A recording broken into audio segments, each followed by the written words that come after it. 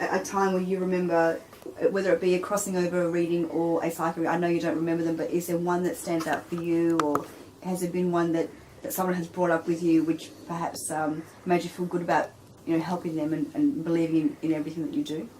Okay.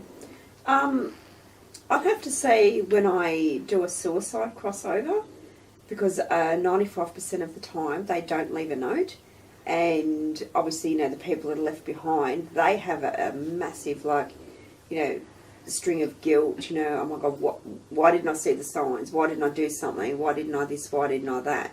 And to be able to tune into and speak to the spirit, and they obviously pass on messages as to why they did it, pardon me, that type of thing, that gives the person a lot of closure. But just trying to think, actually. Does the spirit of the person who committed suicide, do they tell you, or do they take you to the scene? What happens? Yep, a bit of both. I'll admit I've seen some pretty horrific things, and that I've actually had to stop a few readings because I've nearly vomited myself. Spirit will do that. They will take me up to the time of their passing, and they will let me witness it. It's like I'm standing in the room and I'm watching it. So I will be honest, I have been in the room where someone has actually blown their head off, and I do remember this. And I could. It's like I described the floral carpets on the floor, and when I described the floral carpets, they're like, yes, you know, that was in the room, and I could feel the, you know, the anxiety, the emotion in the room with the person, and I could see them sticking the, you know, the gun in their mouth, and I heard the shot. I could smell the gunpowder, and to be honest, I felt the warmth of the, obviously, blood and everything hit my face, and that was, yeah. And then how do you, and you say that the victim takes you there, but how do you snap out? Do you just come back into your body, or? Basically, I'll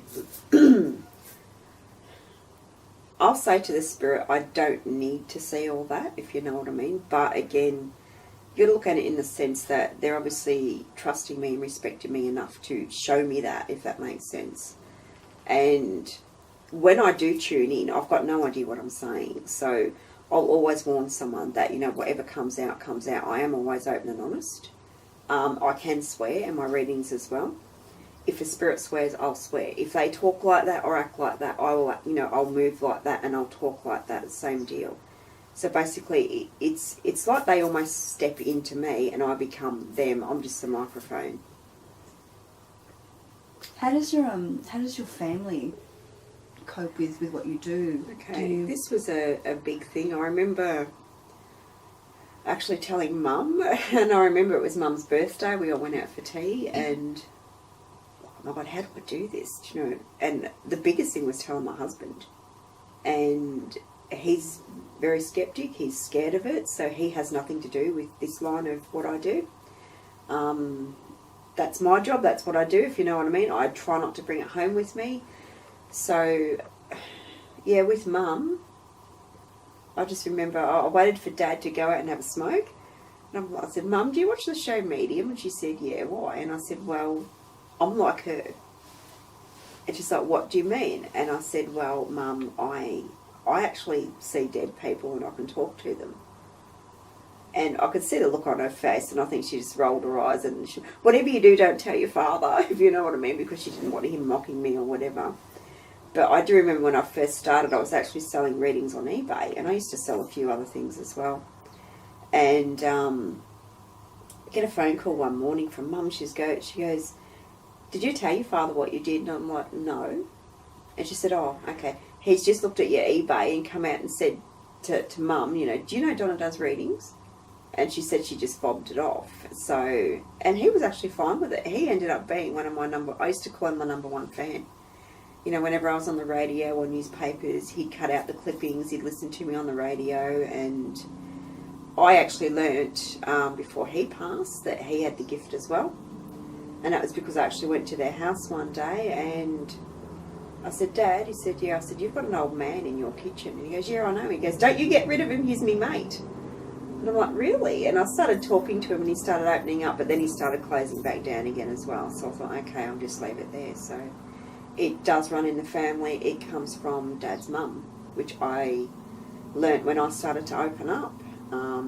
she actually passed when Dad was very young, and she ended up in a mental institution. And I remember, I never met her. I remember hearing her voice saying, "See, you've got the gift too. I wasn't crazy." And I thought, oh my God, how bad it must have been for her to have that. Do you know what I mean? Obviously, and I've done it. I've been to the doctor and I've said I've got these voices in my head, and I just watched him sit there and write a prescription for either antidepressants or something. And I got really angry, and I said, no. I don't want to take pills for it. And basically he just said, well, I can't help you then. So I get a hell of a lot of people come to me today that as soon as they pick the purple crystal, I know that's it. They've got abilities. And again, going back to my book, all the signs and symptoms are in there. They're very similar to depression. And I thought I was going through severe depression. But when you get that, the palpitation and the anxiety, all that, I put that down to spirit presence now. Your ears can start ringing. You can feel like they're full of water. Your eyes change. You smell things differently. Your taste changes, everything. And you just feel really, really odd. You just feel like you don't belong anywhere. Paranoia is one big thing. Actually, oh my God, everybody's looking at me, if you know what I mean. That type of thing. And you just become really, really paranoid. But once people know that, when I say to them, no, you're not suffering depression, you're not suffering from mental illness, you're not schizophrenic, you're not this, you're not that. What's happening is you're opening up spiritually, and I'll tell them, all the symptoms, and they're like, oh my God, and they feel 100% better. And I'll always say to somebody, if you're concerned, by all means, go and see your GP. I'm not a doctor, I'm not a medical doctor. If you're concerned, go and see your own doctor about it. But the majority of them are on antidepressants, and they're just making it worse, if anything. And it's like, I can't drink alcohol. It affects me really, really highly. I can't take any drugs. I can't take anything because I'm super sensitive to everything. And that can happen too when you start opening up spiritually. I'm allergic to foods that I could eat. Now I'm allergic to them.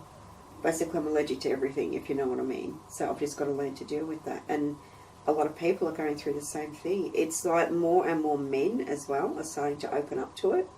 I'm getting a lot more men at my shows and for personal readings as well, which is quite good. Yeah. And does your work follow you home? Did you ever do a reading? Occasionally. And someone maybe a spirit might follow you home? I remember one experience actually when I was with my husband, and we'd gone into town, and we actually parked in the underground car park, and I felt a woman get in the back seat of the car. I just felt her just step in, and you could smell the perfume. And Darren actually got out. I stayed in the car, went and got what he had to do, did what he had to do, come back and sat in the car, and he goes, did you just put perfume on? And I said, no. And he goes, God, what is it? And I said, do you really want me to tell you? And he said, yeah. I said, we've got a woman visitor in the back seat. He goes, well, tell her to get out. She fucking stinks. So, things like that. A lot of them can be quite